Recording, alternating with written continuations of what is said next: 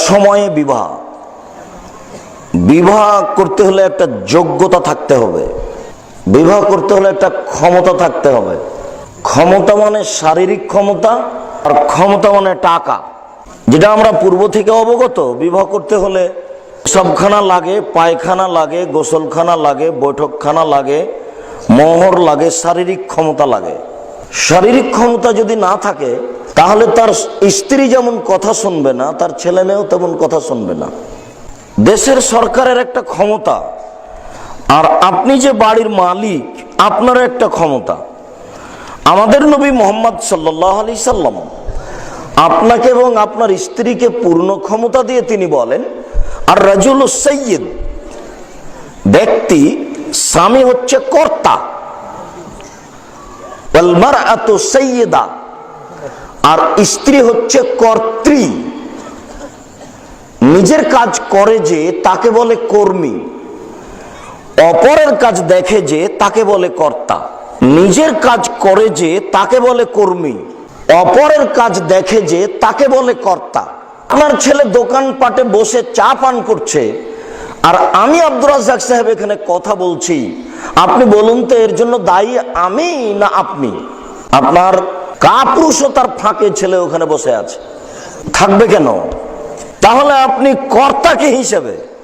আপনি নিজে 5 ওয়াক্ত সালাত আদায় করেন, আপনি সকালে উঠে জমি চাষ করতে যান, আপনি কর্মী। আপনি কর্তা কখন? সকালে উঠে আপনি নিজে সালাত আদায় করলেন, আপনি নিজের ব্যাপারে কর্মী, আপনি কর্তা কখন? ওঠার সাথে সাথে বলতে হবে, আহমদ এই উঠো, আজান হয়েছে, এখন আপনি কর্তা। আপনি বিশ্বাস করুন, আপনার কাপুরুষতার অযোগ্যতার ফাঁকে ছেলে ওখানে বসে আছে, এবং যত নোংরামি করছে এর জন্য আপনি দায়ী। জন্ম দিয়েছেন আপনি, আর দায়ী হব আমি, এটা আপনি কি করে ভাবলেন? আপনি মুসলিম, ইসলাম ধর্ম চলে একজন মানুষের কথাই, যার নাম মুহাম্মদ সাল্লাল্লাহু আলাইহি সাল্লাম। তিনি আপনাকে সূচনাতেই সতর্ক করছেন যে বিবাহ করতে হলে যোগ্যতা লাগে, ক্ষমতা লাগে। একটা পরিবার ক্ষমতা ছাড়া চলে না। এই ছেলেটার বয়স 15 বছর, নামাজ পড়ে না। আমরা আপনাকে খোলাখুলি বলেছি যে ওর বাপ নেই, এ কথাই ঠিক। ওর বাপ আছে, 15 বছর বয়সে নামাজ পড়ে না, এ কথা ঠিক নয়। নামাজ পড়ে না মানে তার বাপ নেই, আছে নামাজ পড়ে না, এ কথা ঠিক নয়। তার মানে ইসলাম কাপুরুষকে বাপ বলে স্বীকার করতে চায় না। কেননা 7 বছরের ছেলেকে আল্লাহর নবী নামাজ পড়তে বলেননি, বলছেন তার বাপকে যে তুমি বলো তোমার ছেলেকে নামাজ পড়তে। 10 বছরের ছেলেকে আল্লাহ রাসূল বলেননি যে তুমি সালাত আদায় করো। রাসূল সাল্লাল্লাহু আলাইহি সাল্লাম ছেলের বাপকে বলছেন যে তুমি তাকে পিটিয়ে সালাত আদায় করাও। একটা বিধান, একটা ল, একটা নীতি। তাহলে 15 বছরের ছেলে সালাত আদায় করে না, কেন করে না? ওর বাপ নাই, এই জন্য করে না। এটা আল্লাহ রাসূলের এটাই সিদ্ধান্ত, এই জন্য তার পিতা লাগবে। আল্লাহ রাসূল বলছেন, আল্লাহ কুল্লুকুম রায়ুন কুল্লুকুম মাসউলুন আন রাইয়াতি, প্রত্যেকেই নিজ নিজ দায়িত্বশীল, তার দায়িত্ব সম্পর্কে বিচার মাঠে জবাবদিহি হতে হবে। আপনার কি দায়িত্ব? এক বাক্য ছেড়ে পরের বাক্যে আল্লাহ রাসূল বলছেন, ওয়া রাজুলু রাইন ফি আহলি বাইতিহি, প্রত্যেকটা বাড়ির পরিবারের মালিক দায়িত্বশীল, তাকে তার দায়িত্ব সম্পর্কে জিজ্ঞাসা করা হবে। আচ্ছা, আপনার কি দায়িত্ব? আপনি কি মনে করেন যে আমাকে কোন বিষয়ে জিজ্ঞাসা করা হবে? এটা আমাদের ব্যর্থতা, জাতিকে আমরা বুঝাতে পারিনি বাড়ির মালিককে কি জিজ্ঞাসা করা হবে। ইসলাম ধ্বংসের একটা বড় কারণ এইসব ধর্মীয় জালসা। কেন? ধর্মীয় জালসাতে বক্তারা কেসা কাহিনী এবং অপ্রয়োজনীয় কথা বলে সময় কাটালো। তারা জাতির সামনে হক, চূড়ান্ত তদন্তপূর্ণ কথা বলল না। আর বক্তৃতা মানে কণ্ঠস্বর। মাওলানা আমানুল ইসমাইল আমাকে বলছেন যে কুমিল্লা, সিলেট, ওইসব জায়গাতে যারা বক্তাকে পেশ করে, তারা পেশ করেও ওই কণ্ঠস্বরে। তার মানে আপনার সামনে তো আমি এখন নকল করে দেখাতে পারছি না, নাহলে মানে যেমন আহমদ ভাই বলছেন যে আব্দুর রাজ্জাক সাহেব এখন বক্তব্য দিবেন, তো যেভাবে কণ্ঠস্বরে বক্তব্য দেয় না, এখন অমুক এরকম, আমি তো আর ভালো করে বোঝাতে পারছি না, নাহলে আপনাকে দেখাতাম। তাহলে এই বক্তব্য যদি কণ্ঠস্বরে হয় তো জাতীয় কথা গ্রহণ করতে পারবে না।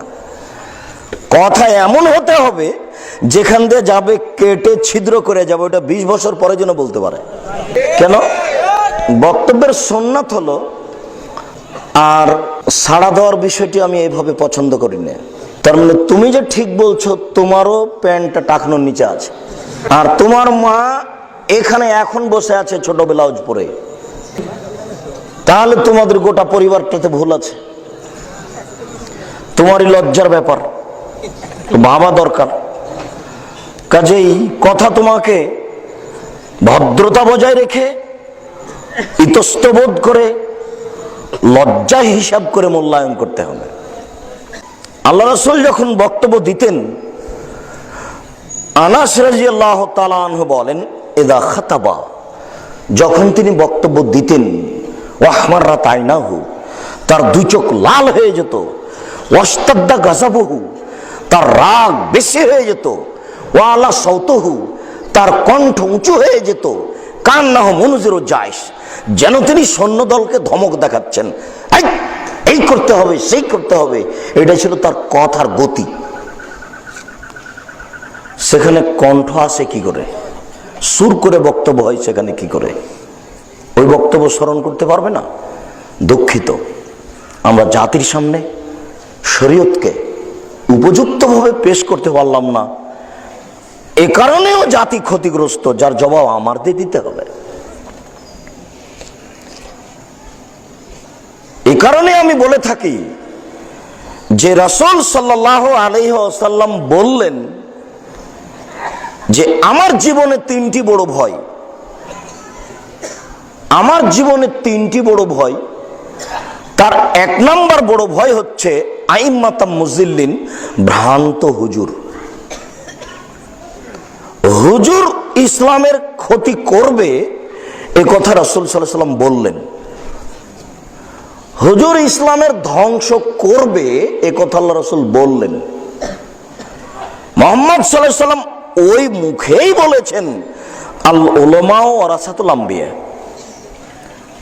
আলেমগণ নবীগণের উত্তরাধিকারী। উত্তরাধিকারী মানে আপনি আর আমি যেটা বুঝি, উত্তরাধিকারী মানে বাপের জমি ভাগে পাবে, এর নাম হলো উত্তরাধিকারী। আল্লাহ রাসূলও এই কথাটা বলার পরে ওই কথাটাই বলছেন যেটা আমি আর আপনি বুঝি। তিনি প্রথম বাক্যে বললেন যে আলেমগণ নবীগণের উত্তরাধিকারী, তার পরের বাক্যে বলছেন ওয়াল আম্বিয়া লাম ইউরিসু দিনারান ওয়ালা দিরহাম, নবীগণ টাকা পয়সার উত্তরাধিকারী করেন না। তাহলে উত্তরাধিকারী বলতেই টাকা পয়সা বুঝায়, জমি জায়গা বুঝায়, সম্পদ সম্পত্তি বুঝায়। পরের বাক্যে আল্লাহ রাসূল এই কথাটাকে নাকচ করলেন, বললেন যে দেখো পৃথিবীবাসী, আমি যে বললাম যে আলেমগণ উত্তরাধিকারী নবীগণের, তোমরা আবার বুঝিও না যে তারা নবীগণের জমি জায়গা ভাগ করে নেবে, এটা বুঝো না। তৃতীয় বাক্যে বলছেন যে ওয়ারাসুল ইলমা, নবীগণ আলেমগণকে বিদ্যার উত্তরাধিকারী করেছেন, বিদ্যার। সত্যিকারী যদি বিদ্যা দিয়ে বক্তব্য হতো তাহলে পাড়ায় পাড়ায় এত জালসা হতো না। তার মানে বিদ্যান খুঁজে পাওয়া কঠিন ছিল। আমি মনে হয় বুঝাতে পারলাম না এই বাক্য। তার মানে বিদ্যান দিয়ে যদি আপনি জালসা প্রোগ্রামের ব্যবস্থা করতেন তাহলে কি পাড়ায় পাড়ায় করা সম্ভব ছিল? বিদ্যান খুঁজতেই তো 6 মাস লাগতো। তো আপনি পাড়ায় পাড়ায় জালসা করবেন কি দিয়ে? তাহলে বোঝা যাচ্ছে যে এই ধরনের জালসা ইসলামকে ধ্বংস করার মাধ্যম। আপনি একটা লোক ঠিক করলেন কোরআন হাদিস বলার জন্য, অথচ সে জানে না, তাহলে এটা তো ভাববার বিষয়। এটা একটা মাধ্যম ইসলাম ধ্বংসের। অবশ্যই দ্বিতীয়ত, যাদেরকে দাওয়াত দেওয়া হচ্ছে তাদেরকে 5,000 10,000 অগ্রিম টাকা দিয়ে বায়না করতে হচ্ছে, বিদায়ের সময়তে আবার 15,000 20,000 টাকা দিতে হচ্ছে। একটু কম হয়ে গেলে তার মুখ কালো হয়ে যাচ্ছে। তাহলে বোঝা যাচ্ছে যে এটা প্রচার মাধ্যম নয়। দিন প্রচারের বিষয়টি এমন হলো কেন?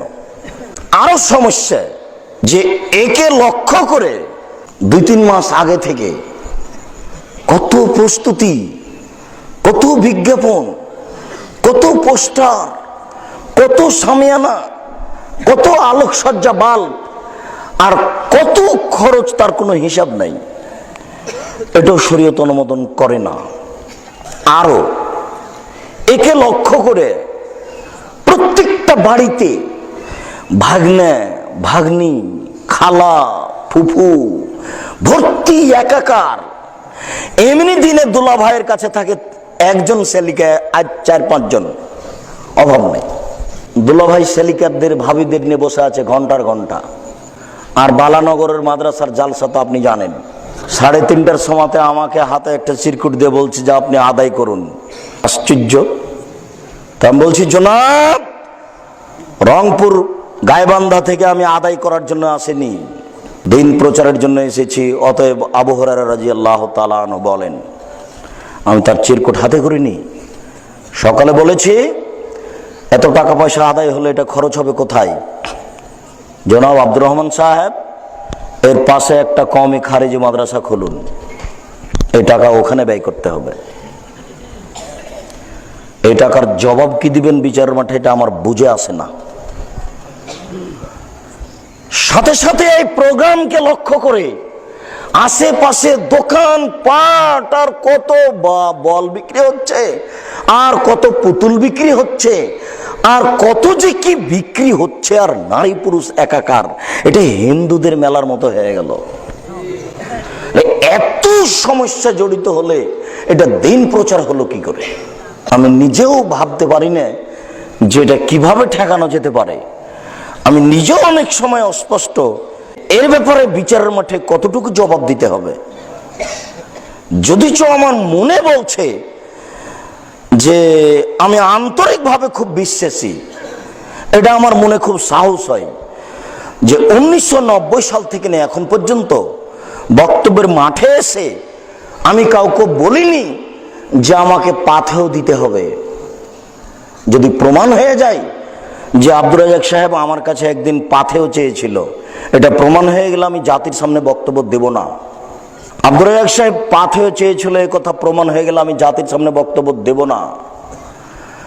আব্দুর রাজ্জাক সাহেব পাথেও চেয়েছিল, এটা প্রমাণ হয়ে গেলে আমি জাতির সামনে বক্তব্য দেব না। শতদিন আমার বক্তব্যের বিষয় আছে যে যারা প্রোগ্রাম করেছে ওরা যা টাকা দিয়েছে তাতে আমার বাড়ি থেকে বাসা থেকে আরো টাকা লেগেছে। তাতে এই বছরে একদিন লেগেছে 5,000 আর কালকে লেগেছে 2,000 গাড়ি ভাড়া। এটা আমার বাসা থেকে লেগেছে। এই বছরে 2 দিন আমি ব্যক্তিগত টাকা দিয়েছি গাড়ি ভাড়া, মানুষে যা দিয়েছে তার চেয়ে। তো প্রতিদিন যদি আমাকে দেওয়া লাগে তাহলে আমি চলতে পারবো না, একথাও ঠিক। বলছিলাম বক্তৃতার সাথে সভা সমিতির সাথে অনেক সমস্যা জড়িত। তার 1 নম্বর সমস্যা জড়িত হুজুর। হুজুর না বুঝে বক্তা সাজলো কেন, আর বক্তব্য কণ্ঠস্বরে দিবে কেন? ও না জেনে বক্তৃতা দিতে আসলো কেন মাঠে? এই জন্য মুহাম্মদ সাল্লাল্লাহু আলাইহি সাল্লাম বলেন, আমার জীবনে 3টি বড় ভয়। 1, ভ্রান্ত হুজুর। আমার সামনে চাঁপাইনবাবগঞ্জের নরেন্দ্রপুরে এক মৌলানা কোরআন মাজিদ পড়ে বলছেন, কোরআন খুলে, এই দেখেন আল্লাহ এখানে ভোট দেওয়ার জন্য বলেছে। তাহলে সে কেমন আলেম হতে পারে এবং ধর্মের উপরে তার মন্দ সাহস কত বেশি। মুহাম্মদ সাল্লাল্লাহু আলাইহি সাল্লাম বলেছেন, আমার জীবনে বড় ভয় 3টি। তার 1 নম্বর বড় ভয় ভ্রান্ত হুজুর, হুজুরই সমস্যা। অথচ ওই মুখেই তিনি বললেন যে আলেম গণী নবীগণের উত্তরাধিকারী, তাহলে তারা খুব সম্মানী মানুষ। বুঝাতে পারিনি মনে হয়? তাহলে তারা খুব সম্মানী মানুষ। যারা আলেম তারা খুব সম্মানী মানুষ না, আমি মনে হয় বুঝাতে পারছি না। আল্লাহর নবী বলছেন যে আলেমগণ নবীগণের উত্তরাধিকারী, আপনাকে তো বলেননি। নবীগণের উত্তরাধিকারী তো ছোটখাটো কথা নয়। অবশ্য 2 নম্বরে তিনি বলেছেন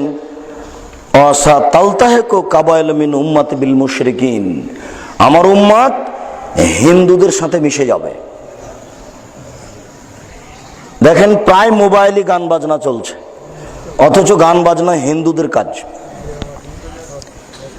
অনেক সমস্যা, তার মধ্যে একটা হিন্দুদের সাথে মিশে যাওয়ার অনেক কর্ম, তার একটা কর্ম হচ্ছে গান বাজনা বাদ্যযন্ত্র। 3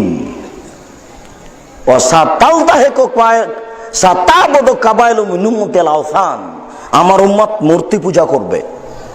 3 নম্বর বড় ভয়, আমার উম্মত মূর্তি পূজা করবে। এখানে যত লোক এসেছেন, আমি বলছি না প্রায়ের, অনেকের বাড়িতেই নেতা নেত্রীর ছবি আছে, অনেকের বাড়িতেই আছে। কাপুরুষ, তুমি লজ্জা করো না? তোমার শরম হয় না? তুমি নাকি মুসলমানের বাচ্চা, তোমাকে ঘৃণা লাগে না? তুমি তো জন্ম নিয়েছো ছবি মূর্তির বিরুদ্ধে, তোমার বাড়িতে নেতা নাতির ছবি কেন? তোমাকে লজ্জা লাগে না? তোমাকে খারাপ লাগে না? তোমাকে ঘৃণা লাগে না? কাপুরুষের বাচ্চা কাপুরুষ, তোমাকে খারাপ লাগে না? তোমাকে ঘৃণা লাগে না? তোমাকে ঘৃণা লাগা উচিত। তুমি জানো না যে আমি মুসলিম? তোমার বাপ মুসলিম, তোমার মা মুসলিম, তোমার দাদা মুসলিম, তোমার দাদি মুসলিম, তোমার 14 গোষ্ঠী মুসলিম, তোমার বাড়িতে নেতা নাতির ছবি ঝুলে কি করে? কাপুরুষ, কাপুরুষের সন্তান কাপুরুষ, তুমি কাপুরুষ, তোমার জাতি কাপুরুষ ছিল না। তোমার বাড়িতে নেতা নেত্রীর ছবি ঝুলে কেন? তুমি নাকি মুসলমানের বাচ্চা, তুমি কখন হিন্দু হয়ে গেছো? কি বলো তুমি? তোমাকে খারাপ লাগে? তোমাকে খারাপ লাগাতে আমি এসেছি, আর তোমার বিদ্যাকে আমি কবর দিতে এসেছি। তোমাকে তো আমার শতদিনের পরামর্শ দেওয়া আছে, মোবাইল খুললেই তুমি পাবা। তোমাকে আমার শতদিনের পরামর্শ দেওয়া আছে যে তোমার বাপের জমিদারি আছে, তুমি বড় ব্যবসা করে খাও, সম্মান সহকারে বেঁচে থাকো। টাকা কম আছে, কলা বিক্রি করে খাও। তার চেয়ে টাকা কম আছে, চকলেট বিক্রি করে খাও। কিছুই যদি না থাকে, তাহলে সকালে উঠে তুমি রেলগেট চলে যাও, রেল স্টেশন যাও, মানুষের ব্যাগ ধরে ধরে গাড়িতে তুলে দিবা। সারাদিন গাড়িতে তুলে দিলে তুমি 300 টাকা পাবা। 200 টাকা খাও, 100 টাকা রেখে দাও। যেদিন বৃষ্টি হবে, কাজ হবে না, সেদিন খাও। তুমি যদি দিনমজুরি করে খেতে না পারো, তাহলে ভিক্ষা করে খাও। ভিক্ষা করে খাওয়া অনেক অনেক অনেক গুণে ভালো শ্বশুরের কাছে যৌতুক নেওয়ার চেয়ে। ভিক্ষা করে খাওয়া অনেক অনেক অনেক গুণে ভালো শ্বশুরের কাছে যৌতুক নেওয়ার চেয়ে। কেন? ভিক্ষা করা টাকা দিয়ে চাউল কিনে ভাত খেলে ইবাদত কবুল হবে। ভিক্ষা করা টাকা দিয়ে চাউল কিনে ভাত খেলে ইবাদত কবুল হবে। যৌতুকের টাকা দিয়ে চাউল কিনে ভাত খেয়ে ইবাদত কবুল হবে না। 18 বছর আগে বলেছি, আজকে বলেছি, কোন মায়ের বেটা এ ফতোয়া এভাবে উল্টে ধরতে পারবে না। কিয়ামত পর্যন্ত সময় থাকলো, যা বলেছি তাই থাকবে। যৌতুকের টাকা দিয়ে চাউল কিনে ভাত খেয়ে ইবাদত কবুল হবে না। নাপিতকে ঘর ভাড়া দিয়ে ওই টাকা দিয়ে চাউল কিনে ভাত খেয়ে ইবাদত কবুল হবে না। ব্রাক, ঠ্যাঙ্গামারা, আশা, গার্মেন্টস, এসব জায়গায় চাকরি করে চাউল কিনে ভাত খেয়ে ইবাদত কবুল হবে না। নতুন কোনো ভাবার সুযোগ নেই। এটা মুহাম্মদ সাল্লাল্লাহু আলাইহি ওয়াসাল্লামের নীতি, এটা ল, এটা আইন, এভাবে তিনি বলে গেছেন। তিনি এমনি বলেননি দুঃখ করে যে আমার উম্মত মূর্তি পূজা করবে। কেন আপনার বাড়িতে নেতা নেত্রীর ছবি থাকবে? কেন আপনার বাপেরটা সাজিয়ে রাখবেন? কেন কেন আপনি সাজিয়ে রাখবেন? কেন আপনি সাজালেন? ওই সন্তান কুসন্তান, ওই সন্তান খারাপ সন্তান, ওই সন্তান ঘৃণিত সন্তান, ওই ছেলে অশিক্ষিত, ওই ছেলে বন্য, ওই ছেলে বর্বর, ওই ছেলে অসভ্য, ওই ছেলে অশিক্ষিত, ওই ছেলে ঘৃণিত, ওই ছেলে কুসন্তান। কে? যে তার বাপের ছবিকে সুন্দর করে সাজিয়ে ঝুলে রেখেছে, যে তার বাপের ছবিকে সাজিয়ে বেঁধে রেখেছে, ও কুসন্তান, ওকে যদি আমি অশিক্ষিত প্রমাণ করতে না পারি, আমি জাতির সামনে বক্তব্য দিব না। ওকে যদি আমি অশিক্ষিত প্রমাণ করতে না পারি, আমি জাতির সামনে বক্তব্য দিব না। ওই ছেলেকে যদি আমি অশিক্ষিত প্রমাণ করতে না পারি, যে ছেলে তার বাপের ছবিকে অ্যালবামে সাজিয়ে রেখেছে, ওকে যদি আমি মূর্খ প্রমাণ করতে না পারি, আমি জাতির সামনে বক্তব্য দেব না। ওই ছেলেই ভালো, ওই ছেলে সুসন্তান, ওই ছেলেই ভালো, ওই ছেলেই সুসন্তান। কে? যে বাপের কবর দিয়ে এসে বাড়িতে ঢুকেই ওর বাপের একটা 5 ফুট সাইজের ছবি ছিল, হজ করা বা জমি বাবদ। ওই ছবিটাকে একেবারে টুকরা টুকরা করে ছিঁড়ে ফেলে কবরের কাছে গেল। কবরের কাছে গিয়ে হাত তুলে বলছে, রব্বির হামহুমা কামা রাব্বায়ানি সাগীরা, হে আমার প্রতিপালক, তুমি আমার বাপ মাকে দেখো, বাল্য অবস্থায় আমাকে যেভাবে দেখেছিল। রব্বিক ফিরলি ওয়ালি ওয়ালিদাইয়া, হে আমার প্রতিপালক, তুমি আমাকে ক্ষমা করো, আমার বাপ মাকে ক্ষমা করো। আল্লাহুম্মা গফিরলি আবি ওয়ারফা দারজাতাহু ফিল মাহদিন ওয়াফসালাহু ফি কবরিহি ওয়া নাব্বির লাহু ফিহি, হে আমার প্রতিপালক, তুমি আমার পিতাকে ক্ষমা করো, তাকে উচ্চ মর্যাদা দান করো, তুমি তার কবরকে প্রশস্ত করো, তুমি তার কবরকে আলোকিত করো। আল্লাহুম্মা গফির লাহু, আল্লাহ তুমি তাকে ক্ষমা করো। ওয়ারহামহু, তুমি তার প্রতি রহমত নাযিল করো। ওয়াফিহি, তুমি তাকে মাফ করো। ওয়াফানহু, তুমি তার প্রতি নিরাপত্তা অবতীর্ণ করো। ওয়াকরিম নুজুলাহু, তুমি তাকে দামি সম্মানী খাদ্য খেতে দাও। ওয়াসমাদ খালাহু, তুমি তার থাকার জায়গা প্রশস্ত করে দাও। ওয়াগসিলু বিল মাই ওয়া সালজাল বারাদ কামা নাক্কাইতা সাবল আওয়াজু মিনাদ দানাস, তুমি তাকে ঠান্ডা স্বচ্ছ পানি দিয়ে ধুয়ে পরিষ্কার করে দাও, যেমন ভাবে সাদা কাপড়কে ময়লা থেকে ধুয়ে পরিষ্কার করা হয়। আবদুলহু দারান খায়রান মিন দারিহি, দুনিয়াতে যে বাড়ি ছিল তার চেয়ে সুন্দর বাড়ি দাও। ওয়াহালান খায়রান মিন আহলিহি, দুনিয়াতে যে পরিবার ছিল তার চেয়ে সুন্দর পরিবার দাও। ওয়া জাওজান খায়রান মিন জাওজিহি, দুনিয়াতে যে স্ত্রী ছিল তার চেয়ে সুন্দর স্ত্রী দাও। অদখিলুল জান্নাহ, তুমি তাকে জান্নাতে প্রবেশ করাও। ওয়াজু মিন আযাবিল কবর, তুমি তাকে কবরের শাস্তি থেকে বাঁচাও। মিন আযাবিন নার, তুমি তাকে জাহান্নামের শাস্তি থেকে বাঁচাও। এই ছেলে হলো সুসন্তান। বলছিলাম, দোকানে আপনার ছেলে বসে আছে কেন? তার 4টি কারণ। আমরা কথা বলছি, আপনার ছেলে দোকানে বসে আছে কেন? তার 4টি কারণ। তার 1 নম্বর কারণ হচ্ছে অসময়ে বিবাহ করা। যোগ্যতা ছাড়া বিবাহ করা ঠিক নয়। 2, যে মেয়েকে রাসূল সাল্লাল্লাহু আলাইহি সাল্লাম বিবাহ করতে বলেছেন তাকে বিবাহ করা হয়নি। মুহাম্মদ সাল্লাল্লাহু আলাইহি সাল্লাম সব মেয়েকে বিবাহ করতে বলেননি। 3, বিবাহ করে নিয়ে এসে বাসর ঘরে স্ত্রীর মাথায় হাত রেখে দোয়া পড়া হয়নি। আর তো বাসর ঘর সাজিয়েছে ভাবি, বোন, ও তো সূচনাই যে না। এই পরিবার ভালো হতে পারে কি করে? ও সূচনাই যে না, এটা ভালো হতে পারে কি করে? 4, পরিবারের নিকটে গেলে দোয়া পড়তে হয়, সেটাও হয়নি। গোটা পরিবারটার উপরে শয়তানের ক্ষমতা চলছে। এই পরিবারটা ভালো হতে পারে কি করে? রাসূল সাল্লাল্লাহু আলাইহি সাল্লামকে উপেক্ষা করে একটা পরিবার সুন্দর হয় না। এর জন্য আপনি দায়ী। সম্মানিত উপস্থিতি, আমরা আপনাদের সামনে আজকের আলোচনার সূচনাতে গিয়ে তৃতীয় কথাটি যেটি বলছিলাম সেটি হচ্ছে এই যে একথাই চূড়ান্ত। আপনাকে প্রমাণ সহকারে বক্তব্য শুনতে হবে, নইলে আপনি ইসলাম ধ্বংসের একটা বড় মাধ্যম। একথাই চূড়ান্ত। আমাদেরকে তদন্ত করে কথা বলতে হবে, নইলে আমরা যত বড়ই হুজুর হোক ফলাফল জাহান্নাম হবে। হুজুর জানে না হুজুর কত বড় বিপদে। হুজুরের নিজের জানা নাই যে সে কত বড় বিপদে। তিনি 1450 বছর পূর্বে এই কথা বললেন, কাফাবিল মারে কাদেবান আইহাদ্দেসা বিকুল্লি মা সামিয়া, একজন মানুষের মৃত্যু হওয়ার জন্য এতটুকুই যথেষ্ট, শরীয়তের কোনো কথা তদন্ত না করেই বলবে। তাহলে যারা সমাজে আজকে বক্তব্য দিচ্ছে তারা শরীয়তের কথা তদন্ত করে বলে না, তারা মিথ্যু। আমি যে তদন্তের কথা দীর্ঘদিন থেকে বলে আসছি, এ থেকে আমাকে ফিরে আসতে হবে এটা আমার মনে হয় না। 95% জন বক্তা এদেশের মাটিতে অনেক অংশেই মিথ্যা কথার ভিত্তিতে বক্তব্য দিচ্ছে বলে আমার তদন্তের দাবি, আপনিও তদন্ত করে দেখেন। 98% জন মুফাসসির মিথ্যা কথার ভিত্তিতে তাফসীর করছে বলে আমার তদন্তের দাবি। নইলে একটা ছোট অংশ আপনার সামনে পেশ করে আমি আগিয়ে যাই, তাহলে আপনি খুব ভালোভাবে বুঝতে পারবেন। ইব্রাহিম আলাইহিস সালাম তার স্ত্রী এবং দুধের বাচ্চাকে রেখে গেলেন কাবা ঘরের পাশে।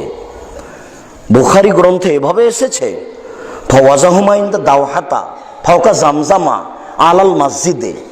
ইব্রাহিম আলাইহিস সালাম তার স্ত্রী এবং দুধের বাচ্চাকে রেখে দিলেন পাকুড় গাছের নিচে জমজম কূপের উপর কাবা ঘরের পাশে। ইব্রাহিম আলাইহিস সালাম জমজম কূপ বুঝতে পারতেন আর পারতেন না এই কথা আমরা বলতে পারছি না। তবে আমাদের নবী মুহাম্মদ সাল্লাল্লাহু আলাইহি সাল্লাম বলেন যে বাচ্চা তিনি জমজম কূপের উপরেই রেখেছেন। আবার দেখেন, ফাওয়াজাহুমা, মা এবং বাচ্চাকে রেখে দিলেন একটি গাছের নিচে, ফাওকা জামজামা, জমজম কূপের উপর, আলাল মসজিদে, কাবা ঘরের পাশে। তাহলে কাবা ঘর আগে থেকেই ছিল, কিন্তু তখন ঘরটা ঘর হয়েছিল না, জায়গা নির্ধারণ ছিল। তিনি রেখে গিয়ে একটু দূরে গিয়ে আহাল পরিবারের জন্য হাত তুলে দোয়া করছেন। দোয়াতে বোঝা যাচ্ছে যে এখানে কোনো মানুষজন নেই। আর তিনি যখন চলে যাচ্ছেন তখন স্ত্রী যে পিছনে পিছনে হাঁটছেন, এটাও বোঝা যাচ্ছে যে এখানে মানুষজন নেই। কেন? তিনি বলছেন, আইনা তাজাবে ইব্রাহিম অত্যাত্রকোনা ফিহাজাল ওয়াদি লাইসা ফিহি ইনসান ওয়ালা শায়। আচ্ছা ইব্রাহিম, আপনি আমাদেরকে রেখে কোথায় যাচ্ছেন যেখানে মানুষজনও নেই, যেখানে ঘাস পাতাও নেই, মানে কোনো কিছুই নেই। এই কথা তার স্ত্রী বলছেন, পিছনে পিছনে হাঁটছেন আর বলছেন, আচ্ছা ইব্রাহিম, আপনি আমাদেরকে রেখে কোথায় যাচ্ছেন যেখানে কোনো মানুষজনও নেই, যেখানে কোনো ঘাস পাতাও নেই। এটা তার স্ত্রী বলছেন। এবার উনি নিজে বলছেন, একটু আগে গিয়ে সানিয়া পাহাড়ের পাশে হাত তুলে বলছেন, আল্লাহুম্মা ইন্নী আসকান্ত মিন যুরিয়াতি গায়রে জি জারিন ইনদা বাইতিকাল মুহাররাম। আমার পরিবারের কিছু অংশ রেখে দিলাম তোমার কাবা ঘরের পাশে, যেখানে ঘাস পাতা মানুষজন কোনো কিছুই নেই। তাহলে ইব্রাহিম আলাইহিস সালাম জানতেন কাবা ঘরের কথাটি, সাথে সাথে তিনিও বলছেন যে ঘাস পাতা নেই, রেখে চলে গেলেন। আল্লাহ বলছেন যে ছেলেকে কুরবানি করতে হবে। তাহলে ছেলে বড় হয়েছে, দৌড়াদৌড়ি করতে পারে, 5 বছর হোক আর 7 বছর হোক। এখন আল্লাহ বলছেন যে কুরবানি করতে হবে। তো 5-7 বছর পরে আসলেন, কয়দিন আগে রেখে গেলেন, এখানে মানুষজনই নেই। তো এত তাড়াতাড়ি কত মানুষ হলো যে তিনি 3 দিন 300 উট জবে করলেন? মানুষই নাই তো উট থাকে কি করে? মুফাসসির যে মিথ্যুক, এটা আপনাকে দেখাতে গিয়ে কথাটা বলছি না, আমি বুঝাতে পারলাম না মনে হয়। মুফাসসির যে মিথ্যুক, এই কথাটা আপনাকে বুঝাতে গিয়ে বলছি। এখানে মানুষই নাই তো উট থাকে কি করে? আর এইভাবে বিবরণ এসেছে যে তিনি বাচ্চাকে উপর করেই সইয়ে দিলেন, কোনো মানুষ নেই, দর্শক বলে কেউ নাই। দর্শক আল্লাহ, দর্শক ফেরেশতা। আল্লাহ এবং ফেরেশতা দেখছেন যে 90 বছরের একজন বুড়ো মানুষ, চুল দাড়ি পেকে গেছে, টকটকে ঝকঝকে একটা বাচ্চাকে উপর করে ফেলে দিয়ে বারবার ছুরি চালাচ্ছে, বারবার ছুরি চালাচ্ছে। তখন আল্লাহ বলছেন, ইব্রাহিম কাদ সাদ্দাক্তা রুইয়া, তুমি তোমার স্বপ্নকে বাস্তবায়ন করেছো। তোমার ছেলেকে কুরবানি করতে হবে, এটা আমার বাধে নেই। আসলে দেখছিলাম তুমি পরীক্ষায় পাস করতে পারো কিনা, তুমি পরীক্ষায় পাস করে গেছো। এটা আমার একটা পরীক্ষা মাত্র। তাহলে মানুষ নাই তো উট আসলো কোথা থেকে? কি করে উনি বললেন যে 3 দিন 300 উট কুরবানি করলেন? তাহলে তাফসীর মিথ্যে। এটা হয় কি করে? অতএব আপনারা সোচ্চার হন, আলেম ওলামাদেরকে সোচ্চার হওয়ার সুযোগ করে দেন। এইসব মিথ্যে তাফসীর, মিথ্যে বক্তব্য, পাড়ায় পাড়ায় জালসা, এগুলো বন্ধ করুন। ইসলাম ধ্বংসের একটি কারণ এই হিফজখানাও, কোরআন মাজিদ মুখস্থ করার মাধ্যম। আশ্চর্য, কোরআন মাজিদ মুখস্থ করতে হবে এ কথা ঠিক, কিন্তু একটা হিফজখানায় প্রতিষ্ঠান, এটা কি করে হলো? এই ছেলেটা 5 বছর বয়সে হিফজ করতে আসলো, 10 বছর বয়সে কোরআন হিফজ করতে আসলো, 5 বছর যাবত হুজুর তাকে মুখস্থ করালো, বয়স তার 16 হয়ে গেছে। এখনো একটা বড় টুপি মাথায় দিয়ে, উপরে একটা রুমাল দিয়ে মানুষের বাড়ি দাওয়াত খেয়ে বেড়াচ্ছে। কয়দিন পরে ও নিজেই শিক্ষক। তাহলে হিফজখানা একটা প্রতিষ্ঠান যেখানে পড়ার শুরু শেষ আছে, সেটা কি? 5 বছর হলে পড়া হয়ে গেল, ও এখন হাফেজ। ও এখন মাথায় একটা টুপি দিয়ে, রুমাল মাথায় দিয়ে একটা মাদ্রাসা চালায়। বলেন তো এই ব্যক্তি কোরআনের কি করতে পারে? আমি মনে হয় বুঝাতে পারছি না। হিফজখানা তো লাগবে অবশ্যই, ওইখানে লাগবে যেখানে উপযুক্ত কোরআন শিক্ষা দেওয়ার ব্যবস্থা আছে। ওটা হলো একটা আংশিক, কোরআন মুখস্থ থাকলে তার বিদ্যার সহযোগিতা হবে। কিন্তু এটাই প্রতিষ্ঠান হলো কি করে যে বাগমারা থানার অমুক ব্যক্তি জমিদারের ছেলে, পাইলট ছিল, অনেক টাকা ইনকাম করেছে, ঢাকা চিটাগাঙে ব্যবসা করে, লন্ডনে আমেরিকাতে থাকে, বলছে আমার আব্বার নামে একটা হিফজখানা খুলেছি, 20 জন ছাত্র আছে, 1 জন হাফেজ আছে, এটা একটা প্রতিষ্ঠান। জি না, আপনার ভুল হিসাব। এই প্রতিষ্ঠানে ইসলাম ধ্বংস হবে। জমিদারের ছেলে, লন্ডনে থাকো, কোটি টাকা ইনকাম করো, একটা ইবতেদায়ী 5ম শ্রেণী পর্যন্ত পড়ার ব্যবস্থা প্রতিষ্ঠান খুলুন, যেখানে 5 জন শিক্ষক থাকবেন, বাংলা, অঙ্ক, ইংরেজি, 20,000 করে বেতন, 60,000 গেল। 2 জন আরবি শিক্ষক থাকবেন, 20,000 করে বেতন, 1 লক্ষ টাকা বেতন লাগবে মাসে। 5ম পর্যন্ত পড়বে, আরবি বলবে লিখবে, ইংরেজি বলবে লিখবে। 5ম পাস করার পরে এই ছেলে হাই স্কুলে যেতে পারে, অন্য কোনো বড় প্রতিষ্ঠানে কওমি মাদ্রাসাতে ভর্তি হতেও পারে। তাহলে সে কয়দিন পরে কোরআন কি জিনিস বুঝবে, হাদিস কি জিনিস বুঝবে, বাংলা, ইংরেজি, আরবি শিখবে। এই জাতির আকীদা আদর্শের পরিবর্তন ঘটাবে। এই লুটারুরা, এই জুয়াচ্চরেরা, যারা জুয়াচ্চরি করে দেশ চালাচ্ছে, জাতির টাকা পয়সা লুটে খেয়ে বলছে আমরা জাতির সেবক, এই জুয়াচ্চরদের, এই লুটারুদের ঠেকাতে হলে এই বিদ্যা দিয়ে, কলম দিয়ে, কলা কৌশল দিয়ে ঠেকাতে হবে। এই মূর্খ ছেলে কোনোদিন ঠেকাতে পারে না, এটা অসম্ভব। জুয়াচ্চরদের ঠেকাতে হলে, যদি তাই না হয় তাহলে এখানে আমি 5 লক্ষ টাকা দিয়ে জমি কিনলাম, তার 1 লক্ষ টাকা লাগে আমাকে রেজিস্ট্রি খরচ। আমি কি এদেশের ঘর জামাই? একটা জমি কিনতে আমাকে এত টাকা রেজিস্ট্রি করতে লাগবে কেন? আমি এদেশের নাগরিক নই? এদেশে জন্ম নিয়েছি, আমি এদেশে বসবাস করি, আমাকে জমি কিনতে সরকারের ঘরে এত টাকা দিতে হবে কেন? দেশ চালাতে না পারলে ছেড়ে অন্য দেশে যাও, এমনি থাক, এমনি দেশ চলবে। জুয়াচ্চরদের সহযোগী তুমি, কাপুরুষের সন্তান। কাপুরুষ আমি নই। যেদিকে ভোট কাউন্টার আছে সেদিকে আব্দুর রাজ্জাক চোখ করে না, তুমি করো, তোমার তওবা করা উচিত। কাপুরুষের সন্তান, কাপুরুষ তুমি, আমি নই। আমি জুয়াচ্চরদের সহযোগিতা করি না। যেদিকে ভোট কাউন্টার আছে সেদিকে আমি এইভাবে দেখি না। বাকি জীবন দেখবো না, শুলি হলেও দেখবো না, ফাঁসি হলেও দেখবো না। আমি মুসলিম চির রণবীর, মরণকে করি না ভয়, মরলে শহীদ, বাঁচলে গাজী, আমার উভয় সমান। মরাও যতটুকু, বাঁচাও ততটুকু। বাহিরে যতটুকু ভিতরে ততটুকু, জেল যতটুকু সেল ততটুকু, আমার উভয় সমান। মরলে শহীদ, বাঁচলে গাজী, আমার উভয় অবস্থায় জান্নাত। আমার কি পরোয়া? আমি কেন জুয়ার চোরদের সহযোগিতা করব? তুমি করেছ, তোমাকে তোবা করে ফিরে আসতে হবে। কাপুরুষ, তোমার বিদ্যেকে আমি কবর দিতে এসেছি। তুমি, এই দেশের সরকার, এই দেশের লেখকেরা পঞ্চম শ্রেণী, অষ্টম শ্রেণী, দাখিল শ্রেণীতে বই দিল, যে বইয়ে লেখা আছে যে একজন মেয়ের স্তন কিভাবে বড় হয়, কিভাবে তার যৌবন আছে, কিভাবে তার হায়েজ হয়, কিভাবে ও যুবতী হয়, এটা ছাত্র, ছাত্রী, শিক্ষিকা সবাই মিলে পড়বে একসাথে। এটা বই।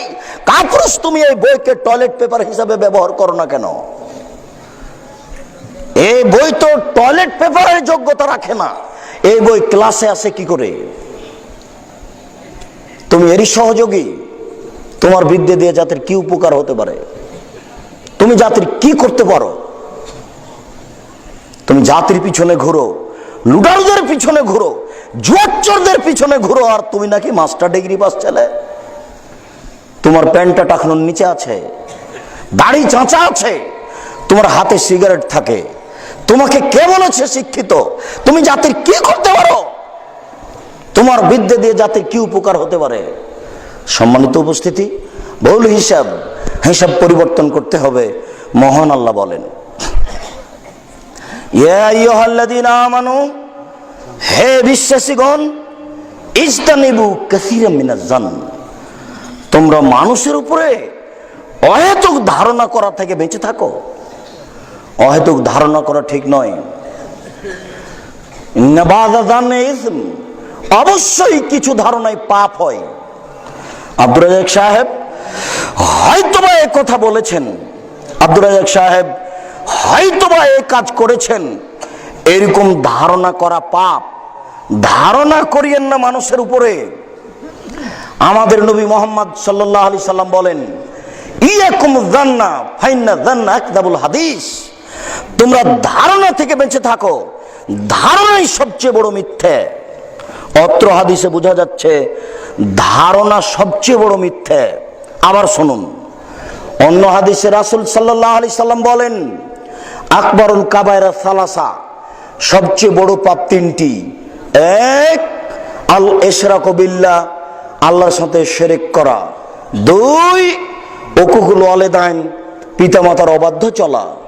জেনা করলে বড় পাপ হয় বটে, তবে পিতামাতার অবাধ্য চললে যত বড় হয়, জেনা করলে তত বড় হয় না।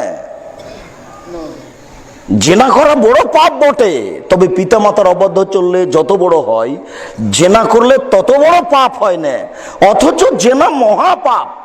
আমাদের নবী মুহাম্মদ সাল্লাল্লাহু আলাইহি সাল্লাম বলেন, আল বিক্রু বিল বিক্রি জিলদু মেও তাগরিবু সানা, অবিবাহিত ছেলে মেয়ে যদি জেনা করে তাহলে তাকে 100 লাঠি পিটিয়ে এলাকা থেকে 1 বছরের জন্য তাড়িয়ে দিতে হবে। তিনি বলেন, আস-সাইয়্যিবু জানিয়া রাজম, বিবাহিত পুরুষ নারী যদি জেনা করে তাহলে তাকে ইট ঢেল পাথর দিয়ে মেরে ফেলতে হবে। বিবাহ করার পরে জেনা করলে তার বেঁচে থাকার কোনো সুযোগ নেই। বিবাহ করার পরে জেনা করলে তার বেঁচে থাকার কোনো সুযোগ নেই। বিবাহ করার পরে জেনা করলে তার বেঁচে থাকার কোনো সুযোগ নেই। অন্তত আপনি এটা জেনে নেন যে আমি জেনায় লিপ্ত হয়েছি মানে আমার বেঁচে থাকার সুযোগ হারিয়ে গেছে। এদেশের লাখো ভাবিকে ইট ঢেল পাথর দিয়ে হত্যা করতে হবে যারা দেবরের সাথে জেনায় লিপ্ত হয়েছে।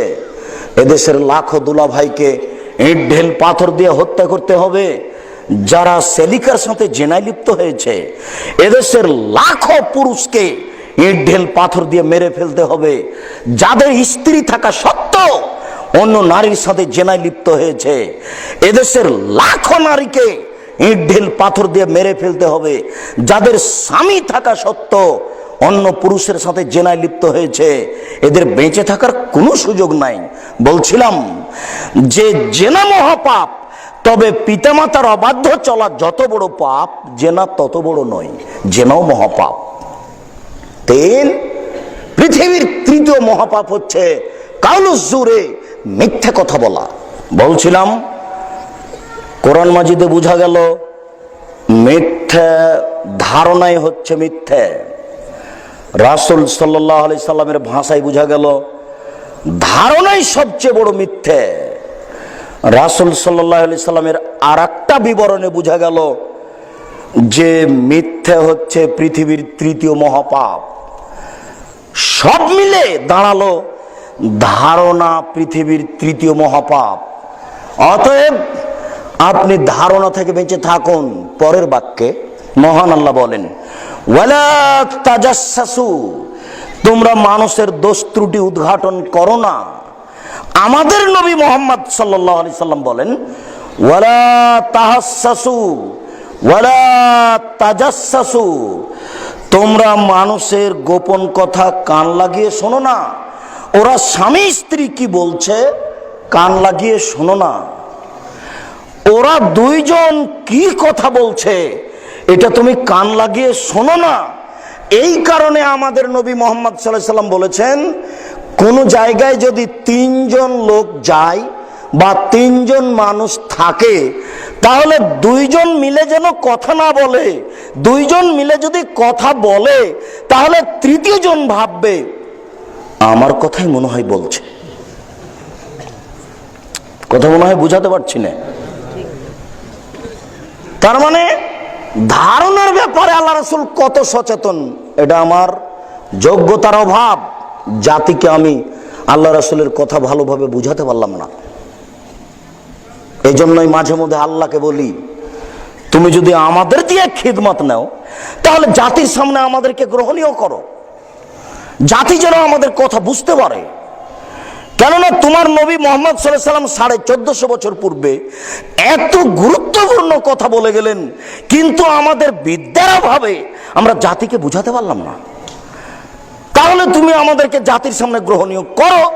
এই গভীর রাতে তোমার দরবারে আবারও আবেদন করে বলছি, আমাদের দিয়ে যদি না হয় তাহলে তুমি এমন মানুষ নিয়ে আসো যাদের বিদ্যা দ্বারা, যাদের দাম্ভিকতা দ্বারা, যাদের কথার গতি দ্বারা সমাজ পরিবর্তন হবে, সঠিক কথা বলবে। তুমি এই মানুষ না নিয়ে আসো, আল্লাহুম্মা আমিন, তুমি কবুল করো।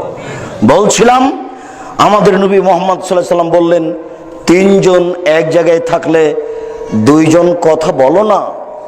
দুইজন কথা বললেই তৃতীয় জন ভাববে মনে হয় আমার কথা বলছে, ধারণা হয়ে যাবে।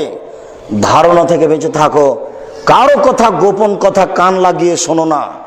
আমাদের নবী মুহাম্মদ সাল্লাল্লাহু আলাইহি সাল্লাম বলেন, যারা মানুষের গোপন কথা শুনে বিচারের মাঠে তামা সীসাকে জাহান্নামের আগুনে গলিয়ে তার কানে ঢেলে দেওয়া হবে। মনে থাকবে না কথা?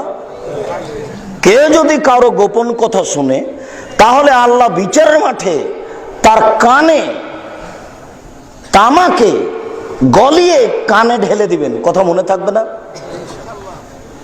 সম্মানিত উপস্থিতি, বলছিলাম তোমরা মানুষের, রাসূল সাল্লাল্লাহু আলাইহি সাল্লাম বলেন তোমরা মানুষের গোপন কথা কান লাগিয়ে শোনো না। তিনি তারপরে বলেন, ওয়ালা তাজাসসু, তোমরা মানুষের দোষ ত্রুটি উদ্ঘাটন করো না। এই ছেলে বসো, ও তো হিসাব করতে পারছে না। ওই ছেলে হাঁটছে, ও তো হিসাব করতে পারে না যে আরেকজন তার দিকে লক্ষ্য করছে, ও কথা ধরতে পারবে না। আপনি অত ব্যস্ত কেন? আপনার ব্যস্ততার পূর্বে আমরা কথা শেষ করব। আপনাকে বসে থাকতে হবে এইভাবে যে এক একটা কথার মূল্য 1 কোটি টাকা। আপনাকে বসে থাকতে হবে পাথরের মতো হয়ে। আপনি এটা মনে করিয়েন না যে এটা বাড়ি গ্রামের জালসা, কেউ মিষ্টি খাচ্ছে, কেউ হাঁটছে, এটা বালানগরের জালসা। এটা আপনি মনে করিয়েন না। এটা মনে করিয়েন না এটা 3 দিন তাফসীর মাহফিল চলছে। কেউ মিষ্টি খাবে, কেউ বসে থাকবে, কেউ গল্প করবে। এই হিসাব, এই দুঃসাহস যেন আপনার না থাকে। আপনি কিছুক্ষণ অপেক্ষা করুন, আপনার বিরক্তির পূর্বে আমরা কথা শেষ করব ইনশাআল্লাহ। যদিচ যারা দায়িত্ব পালন করেন আমরা তাদেরকে বলি যে আমাদের সংখ্যা একটু কম করতে হবে। তার মানে আমাদের সংখ্যা যদি বেশি হয় তাহলে কথা শুনতে শুনতে বিরক্তি চলে আসে। অমুকের পরে অমুক, অমুকের পরে অমুক, অমুকের পরে অমুক। আব্দুর রাজ্জাক সাহেব, আপনি তো এখন এসেছেন, আমরা তো মাগরিবের পর থেকে বসে আছি। এই একটা কিছু বলার থাকে। এরপরেও বলছি যেহেতু আপনি অমন তো কোনো বিপদে পড়েননি যে কেস ছুটে গেল, জেল ফাঁসি হয়ে যাবে, এমন তো নয় কিছু, তাহলে আপনি অপেক্ষা করুন। আমাদের নবী মুহাম্মদ সাল্লাল্লাহু আলাইহি সাল্লাম বলেন, ওয়ালা তাজাসসু, তোমরা মানুষের দোষ ত্রুটি উদ্ঘাটন করো না। যুবক, তোমার উপরে আমি সব সময় ক্ষুব্ধ। আমি এই কথা বলি না যে তুমি আমার দ্বীনি ভাই নও, তবে আমি তোমার উপরে ক্ষুব্ধ এই জন্য, আমার নবী মুহাম্মদ সাল্লাল্লাহু আলাইহি সাল্লাম বললেন তুমি মানুষের দোষ ত্রুটি উদ্ঘাটন করো না। সাথে সাথে তিনি এই কথা বলেছেন, মান সাতারা মুসলিমান সাতারাহুল্লাহু ফিদ দুনিয়া ওয়াল আখিরাহ, কেউ যদি মানুষের দোষ ত্রুটি ঢেকে রাখে, আল্লাহ বিচারের মাঠে তার দোষ ত্রুটি ঢেকে রেখে তাকে জান্নাতে দিবেন। কেউ যদি কারো দোষ ত্রুটি ঢেকে রাখে, তাহলে বিচারের মাঠে আল্লাহ তার দোষ ত্রুটি ঢেকে রাখে তাকে জান্নাতে দিবেন। আবু হুরায়রা রাদিয়াল্লাহু তাআলা আনহু বলেন, আল্লাহ রাসূল বলেছেন, ফা ওয়াজা জানাহাহু আলাইহি, আল্লাহ তার নিজের বাহু তার উপরে চাপিয়ে তাকে ঢেকে নিয়ে বলবেন, আতারিফু জামবা হাজা, তুমি এই পাপটাকে চিনতে পারো? কাউকে দেখতে দিবেন না আল্লাহ বিচারের মাঠে। আমি মনে হয় বাস্তব বুঝাতে পারছি না, নইলে উপদেশ বইটা খুঁজে দেখুন, প্রথমেই আছে। আল্লাহ এইভাবে তাকে ঢেকে নিয়ে বলবেন, আতারিফু জামবা হাজা, আচ্ছা তুমি এই পাপটাকে চিনতে পারো? তখন ব্যক্তি আপনি বলবেন, নাম রব্বি, হে আমার প্রতিপালক, আরিফু, এটা আমি চিনতে পারছি, এটা আমারই পাপ। আর এক বর্ণনাতে এসেছে, আবার আল্লাহ বলবেন, আতনকেরও হাজা, তুমি কি এটা অস্বীকার করো যে এটা তোমার পাপ নয়? তখন বলবেন, লা ইয়া রাব্বে, না এটা আমি অস্বীকার করি না।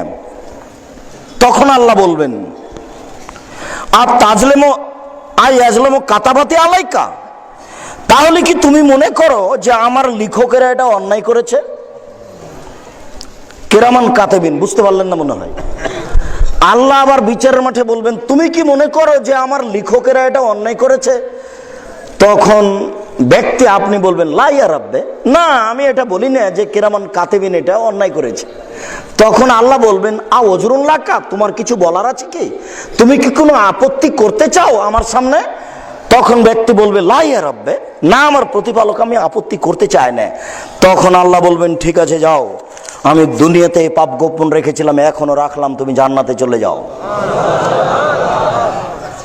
তোমার সাথে ক্ষুব্ধ কেন যুবক? আমি 40 বছর আগে ওই ব্যক্তি কোন পাপ করেছে আজও তুমি পেপার পত্রিকায় লিখো। তুমি গণতন্ত্রের কাছে নত, তোমার গণতন্ত্রকে আমি কবর দিতে এসেছি। তোমাকে লজ্জা লাগে না? তোমার লজ্জা থাকা উচিত। তোমার কারণেই তো 40 বছর পরে মানুষের পাপ পেপার পত্রিকায় আসে কি করে?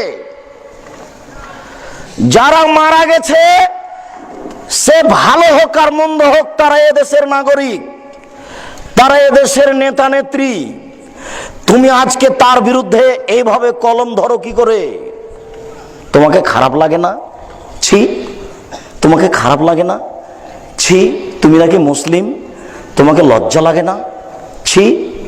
যুবক শুনে রেখো, তুমি একজন মুসলমান মারা গেলে আর একজন মুসলমান শোক পালন করবে 3 দিন। একজন মুসলমান মারা গেলে আর একজন মুসলমান কয়দিন শোক পালন করবে?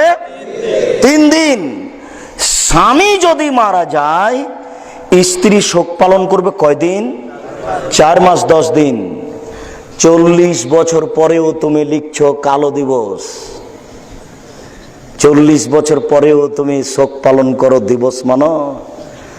তোমাকে যদি আমি বিদ্বান বলি আমার ভুল হবে, যে আমি তোমাকে বিদ্বান বলতে পারি না। আমি তোমার বিদ্যাকে কবর দিতে এসেছি। তুমি জুয়ারচোরদের লুটারুদের সহযোগিতা করো, তুমি দেখো আমি দেশের সেবক। কে বলেছে তোমাকে দেশের সেবক? তুমি নিজেই জানো না যে আমি মুসলিম। আমি মুসলিম চির নবীর, মরণকে করি না ভয়, মরলে শহীদ বাঁচলে গাজী আমার উভয় সমান। একজন মুসলিম শোক পালন করে 3 দিন। একজন স্ত্রী স্বামী মারা গেলে শোক পালন করে কয়দিন? 4 মাস 10 দিন। কাপুরুষ তুমি 40 বছর পরেও শোক পালন করো। তোমাকে আমি চিনি না। তুমি তওবা করে যাও, তুমি আজকে তওবা করে যাও, তুমি আজকে তওবা করে যাও। একে ঠেকাবো, না হয় ঘৃণা ভরে সরে দাঁড়াবো। একে ঠেকাবো, না হয় ঘৃণা ভরে সরে দাঁড়াবো, মুখ ফিরিয়ে নিব। এটাই তোমার মুসলিম হিসেবে উচিত। তুমি ঠেকাও, নইলে তুমি ঘৃণা করে সরে দাঁড়াও। তুমি কি বুঝাতে চাচ্ছ? শুনুন, আমাদের নবী মুহাম্মদ সাল্লাল্লাহু আলাইহি সাল্লাম মানুষের দোষ ত্রুটি কিভাবে ঢেকে রাখতেন, আমি অনুবাদক, আপনাকে আমি অনুবাদ করে দেখাচ্ছি। আপনি এক খেয়ালে চেয়ে থাকবেন, মনে হবে যেন বাস্তব ঘটছে। বুরায়দা রাদিয়াল্লাহু তাআলা আনহু বলেন, যা মাইজ ইবনে মালিক এলান নবী সাল্লাল্লাহু আলাইহি সাল্লাম ওয়াকালা তাহিরনি। মাইজ ইবনে মালিক রাসূলের কাছে এসে বললেন, আল্লাহ রাসূল আমাকে পবিত্র করুন। তখন আল্লাহ রাসূল বললেন, ইরজে, তুমি বাড়ি ফিরে যাও, আস্তাগফিরুল্লাহ, আল্লাহর নিকটে ক্ষমা চাও, ও তুবেলায় হে, তুমি তওবা করো। লোকটি চলে গেল। একটু গিয়ে রাজা গায়রা বাইদিন একটু গিয়েই ফিরে এসে বলছেন, তাহের নিয়া রাসূলুল্লাহ, হে আল্লাহ রাসূল আপনি আমাকে পবিত্র করুন। তখন আল্লাহ রাসূল বললেন, ইরজে, বাড়ি ফিরে যাও, আস্তাগফিরুল্লাহ, আল্লাহর নিকটে ক্ষমা চাও, অতবেলায় হে, তুমি তওবা করো, তোমার পাপ ক্ষমা হয়ে যাবে। লোকটি চলে গেল। একটু গিয়ে আবার ফিরে এসে বলছেন, আল্লাহ রাসূল তাহেরনি, আমাকে পবিত্র করুন। তখন আল্লাহ রাসূল বললেন, ইরজে, বাড়ি ফিরে যাও, আস্তাগফিরুল্লাহ, আল্লাহর নিকটে ক্ষমা চাও, অতবেলায় হে, তওবা করো। লোকটি চলে গেল। একটু গিয়ে আবার চতুর্থবারে এসে বলছেন, আল্লাহ রাসূল আমাকে পবিত্র করুন। তখনও আমাদের নবী বলছেন না, তোমাকে কেন পবিত্র করব, ঘটনা কি, এটা বলছেন না। তবে তিনি প্রথমে বুঝতে পেরেছিলেন ঘটনা কি। প্রথমবারে বলেননি কেন পবিত্র করব, দ্বিতীয়বারে বলেননি কেন পবিত্র করব, তৃতীয়বারেও বলেননি কেন পবিত্র করব, চতুর্থবারে বলছেন, আবেহি জনন, লোকটা কি পাগল? আরে আমি বলছি তুমি চলে যাও, আল্লাহর কাছে ক্ষমা চাও, তোমার পাপ ক্ষমা হবে। সে বারবার ফিরে আসে কেন? ও কি পাগল? আমার কথা বোঝে না? তখন সাহাবীগণ বলছেন, লাইসা বে মাজনুন, জি না, ও পাগল নয়, ও ভালো মানুষ। তখনও আল্লাহ রাসূল তাকে বলছেন না যে ঘটনা কি। তখনও তিনি বলছেন, আশারে বা খামরান, তাহলে কি সে মদ পান করেছে, তাই তার মস্তিষ্ক বিকৃত হয়েছে? আমি যে তাকে চলে যেতে বলছি, সে যায় না কেন? সে কি মদ পান করেছে, তাই তার মস্তিষ্ক বিকৃত হয়েছে? সে যায় না কেন? আমি যে তাকে চলে যেতে বলছি। ফাঁকা মারা জুলুন ফাস্টান কাউ, একটা লোক দাঁড়ালো, তার মুখে নাক লাগিয়ে মুখটা সঙ্গে দেখে বলছেন, মাসারে বা খামরান, আল্লাহ রাসূল এ তো মদ পান করেনি। তখন আল্লাহ রাসূল বলছেন, আসানাই তা, তুমি কি জেনা করেছো? এই কথাটা তিনি প্রথমে বলতে পারতেন না? আমি মনে হয় আপনাকে বুঝাতে পারছি না। আল্লাহ রাসূল তো প্রথমে বলতে পারতেন যে তোমাকে কেন পবিত্র করব, বা প্রথমে বলতে পারতেন, যা জানাই তা তুমি কি জেনা করেছো। সে পঞ্চমবারে এই কথা বলছেন। তখন ব্যক্তি বলছে, আল্লাহ রাসূল, মানুষ বৈধভাবে যা করে আমি অবৈধভাবে তা করেছি, অতএব বিচার করে দেন। শেষ পর্যন্ত যা হওয়ার তাই হলো। আল্লাহ রাসূল সাহাবীগণকে বললেন, তোমরা একে মাঠে নিয়ে যাও, ইট ঢেল পাথর দিয়ে একে মেরে দুনিয়া থেকে বিদায় করো। ঘটনা তাই হলো, কথা শেষ। কোনো একদিন, ইনি হচ্ছেন মাইজ ইবনে মালিক, গরিব মানুষ। ইনি যার বাড়িতে থাকতেন তিনি ধনী মানুষ, তার নাম হোজ্জাল। গরিব মানুষ মাইজ ইবনে মালিক, মালিক হচ্ছেন ধনী মানুষ হোজ্জাল। হোজ্জালের স্ত্রীর সাথে মাইজ ইবনে মালিক জেনায় লিপ্ত হন। মালিকের স্ত্রীর সাথে কাজের লোক জেনায় লিপ্ত হয়। ঘটনা মালিক জানতে পারেন। মালিক ঘটনা জানতে পেরে বলেন, মাইজ শোনো, ঘটনা যখন ঘটে গেছে তুমি একটু রাসূলের কাছে যাও, তুমি তাকে বলো তো, দেখো তো তিনি কি বলেন। মালিকের পরামর্শে গোলাম কাজের লোক এসেছেন বিষয়টি জানতে এসে এটাই ঘটল। এবার কোনো একদিন আল্লাহ রাসূল রাস্তায় যাচ্ছিলেন, হোজ্জাল রাস্তায় আসছিলেন, মুখামুখি দেখা। তখন আমাদের নবী মুহাম্মদ সাল্লাল্লাহু আলাইহি ওয়াসাল্লাম বললেন, হোজ্জাল লাউ সাতারতা খাবারা মাইজ ইবনে মালিক বেসাওবেক লাকুনতা খায়রান কাসীর। হজ্জাল, তুমি যদি মাইজ ইবনে মালিকের ঘটনা তোমার কাপড়ে লুকিয়ে রাখতে তাহলে কত ভালো হতো। হজ্জাল, বেহিসাব ভালো হতো। তোমাকে আমি কি দিয়ে বুঝাই? ওহ, তুমি যে কেন মাইজ ইবনে মালিককে আমার কাছে পাঠালে? মাইজ ইবনে মালিকের ঘটনা যদি তুমি তোমার কাপড়ে লুকিয়ে রাখতে, মাইজ ইবনে মালিকের কথা যদি তুমি তোমার কাপড়ে লুকিয়ে রাখতে তাহলে কত যে ভালো হতো, কত ভালো হতো। এই ভাষাটা আপনাকে আমি বুঝাতে পারছি না। এটা আরবিতে একটা ইসিম তাবজিল শব্দ আছে, বেহিসাব ভালো। ভালোর কোনো হিসাব দেওয়া যাবে না, কত ভালো হতো। কি বুঝলেন? আমি এই হাদিসটা আপনাকে আমি কি বুঝাই? যুবক, মুরব্বী, আপনি তো তাহাজ্জুদ পড়েন। ওই যে দোকানে বসে বেঞ্চে বসে আপনি বিগত চেয়ারম্যানের নিন্দা করছিলেন, আপনি ভুলে গেলেন? আপনাকে আমি এই হাদিস কি দিয়ে বুঝাই? একটা হাদিসই জাতির জন্য যথেষ্ট। আমাদের নবী মুহাম্মদ সাল্লাল্লাহু আলাইহি ওয়াসাল্লাম মানুষের দোষকে ঢেকে রাখার জন্য কত চেষ্টা করতেন। আমাদের নবী মুহাম্মদ সাল্লাল্লাহু আলাইহি ওয়াসাল্লাম মানুষের দোষ ত্রুটিকে ঢেকে রাখার জন্য কত চেষ্টা করেছেন। আর আজ বাঙালিদের চরিত্র কত খারাপ। সাথে সাথে এই গণতন্ত্রের চরিত্র যে কত খারাপ, গণতন্ত্রের চরিত্র যে কত খারাপ, এই দলের চরিত্র যে কত খারাপ। দলের এক ভাগ আর এক ভাগের বিরোধিতা করাই কাজ, আর বদনাম গীবাত করাই কাজ। আমি নিজে বাস্তব যারা সংগঠন করছে আমি তাদেরকে দেখেছি। আমাকে এত ভালোবাসতো, এত ভালোবাসতো, এত ভালোবাসতো, ভালোবাসার আমি শেষ বুঝতে পারতাম না। ভালোবাসার গতি দেখে আমাকে মনে হতো যে আমি যদি পায়খানা করি তো পানি খরচ করে দিবে, এত ভালোবাসে। কয়দিন পরে শুনছি নাকি তারা আর একজনের সাথে থাকে। এখন আর একজনের সাথে গিয়ে বলছে, ধর আব্দুর রাজ্জাকের কথা বলছো তো, কোরআন হাদিস জানে না, তো ভণ্ড। এই কথা ও নিজে নকল করছে, এটা আমার কানের শোনা। তোমার ওই গতিকে আব্দুর রাজ্জাক সাহেব কবর দিতে এসেছে, তুমি ওই সংগঠন করো না। তুমি ও দিয়ে তাহাজ্জুদ পড়ে জান্নাত কিনতে পারবে না, বহুল হিসাব। মুরব্বী, আওয়ামী লীগ বিএনপির নিন্দা করে আপনি তাহাজ্জুদ পড়ে জান্নাত কিনতে পারবেন না, এটাই চূড়ান্ত। গীবাতের শেষ কথা আরো জটিল, আপনি একটু অপেক্ষা করুন। গীবাতের যেটা শেষ কথা সেটা আরো অনেক অনেক অনেক জটিল। যেখানে শেষ হবে সেটা হলো সবচেয়ে জটিল। আপনি একটু অপেক্ষা করুন। আপনি সময়কে মূল্যায়ন করবেন কোটি টাকা দিয়ে।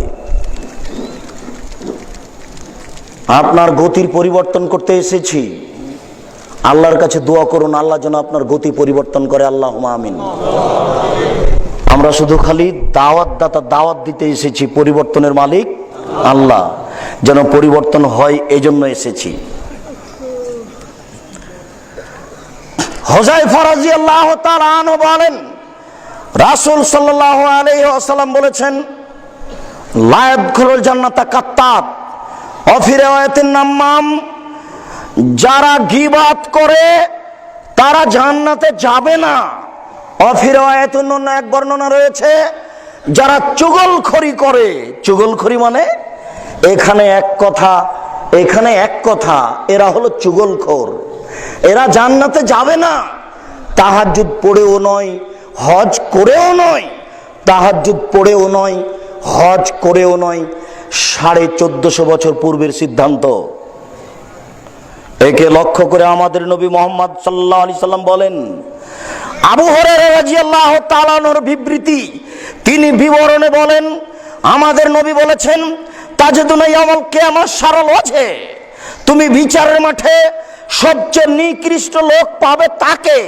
তুমি বিচারের মাঠে সবচেয়ে নিকৃষ্ট লোক পাবে তাকে। তুমি বিচারের মাঠে সবচেয়ে ঘৃণিত, সবচেয়ে খারাপ মানুষ পাবে তাকে। কাকে? দাল ওয়াজহাইনে, যার দুটি মুখ। ইয়াতি বিহাউলাই, ইয়াতি হাউলাই বিওয়াজহিন ওয়া ইয়াতি হাউলাই বিওয়াজহিন। এখানে এসে এক কথা বলেছে, এখানে আরেক কথা বলেছে, এর হলো দুইটা মুখ। কথা বুঝতে পারছেন না? এবার এই লোকটাকে লক্ষ্য করে আল্লাহ রাসূল আবার বলছেন, আনাস রাদিয়াল্লাহু তাআলা আনহু বলেন, মান কানা দাল ওয়াজহাইনে, যে ব্যক্তির হবে দুইটি মুখ, যেই ব্যক্তির হবে দুইটি মুখ, কানা লাহু ইয়াউমাল কিয়ামা লিসানানি মিন নারিন, বিচারের মাঠে তার মুখে হবে দুইটি আগুনের জিহ্বা। গীবত করেন, মুরব্বি হজ করে এসেছেন, ওই দুটা ছেলে গীবত করছিল একজনের, তখন আপনি ওখানে গিয়ে বললেন, ছেলে তুমি ঠিক বলেছো। আপনি যে বললেন ঠিক বলেছো, মানে এটা কি বললেন আপনি? আপনারও বিচারের মাঠে দুটি আগুনের জিহ্বা হবে।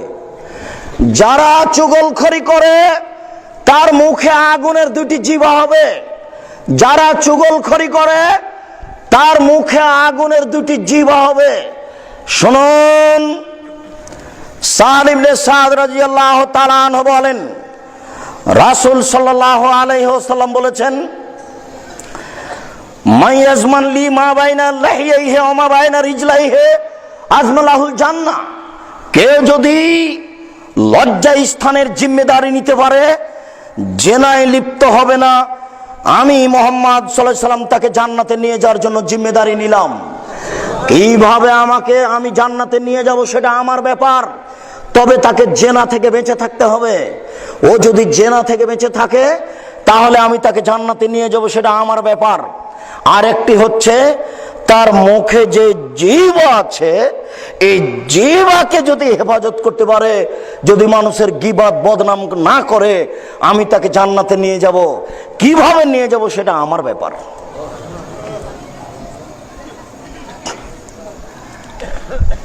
উবাদা ইবনে সামিত রাদিয়াল্লাহু তাআলা আনহু বলেন, রাসূল সাল্লাল্লাহু আলাইহি ওয়াসাল্লাম বলেছেন, ইজমানু লি সিত্তান মিন আনফুসিকুম আজমালাকুমুল জান্নাহ।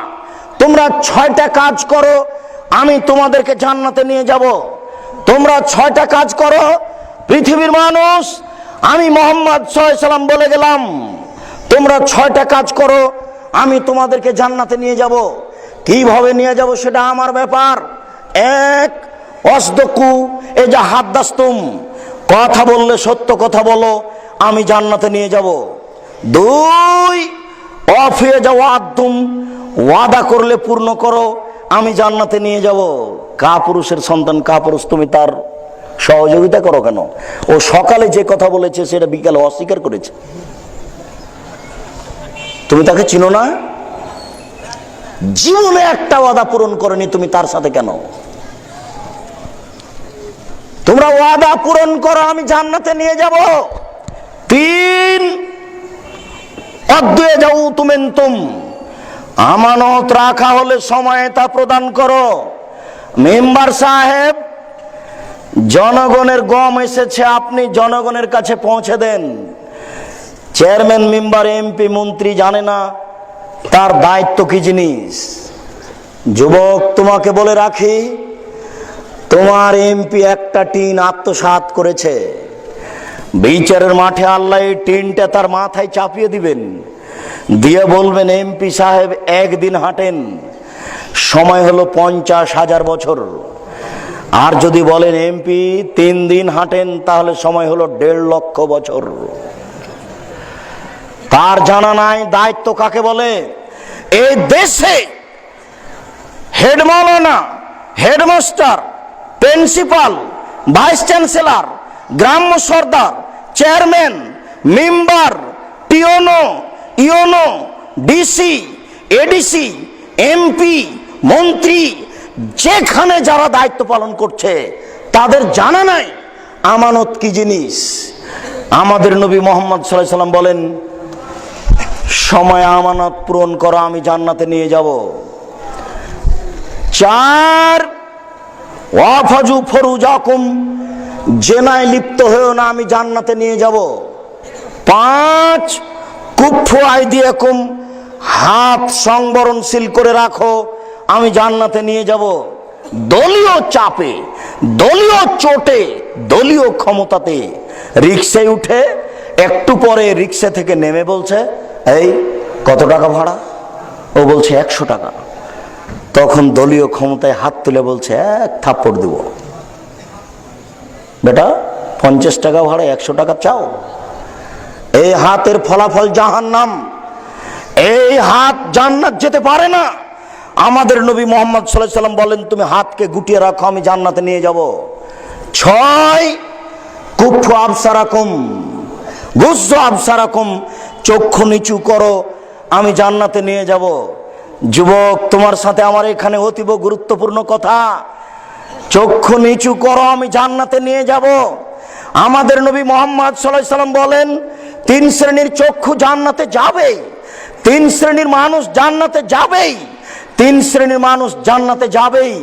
তার 1 শ্রেণীর মানুষ হচ্ছে গাজাত মাহারে মাহুম, যারা তাদের চক্ষুকে নিচু করে বেগানা নারীকে দেখে, বেগানা নারীকে দেখে চক্ষু নিচু করে যারা জান্নাতে যাবে তারা, বেগানা নারীকে দেখে চক্ষু নিচু করে যারা জান্নাতে যাবে তারা, বেগানা নারীকে দেখে চক্ষু নিচু করে যারা জান্নাতে যাবে তারা। তোমাকে যুবক বলছি, তোমার এই মোবাইলে দিন রাত লেখটা মেয়ে নাচে, বলো তোমার কি হবে? তুমি, তোমার পিতা, তোমার মাতা, তোমার বোন সবাই মিলে টিভির দিকে চোখ লাগিয়ে আছো, ঘন্টার ঘন্টা ওখানে ল্যাংটা মেয়ে নাচে, বলো তোমার জান্নাত হতে পারে কি করে? আমি বহুদিন তোমাকে বলেছি, সত্যিকারী তুমি যদি জান্নাতের মেয়েকে ভোগ করতে চাও, সত্যিকারী তুমি যদি জান্নাতের মেয়েকে ভোগ করতে চাও, তাহলে এই নীতি পরিবর্তন করো।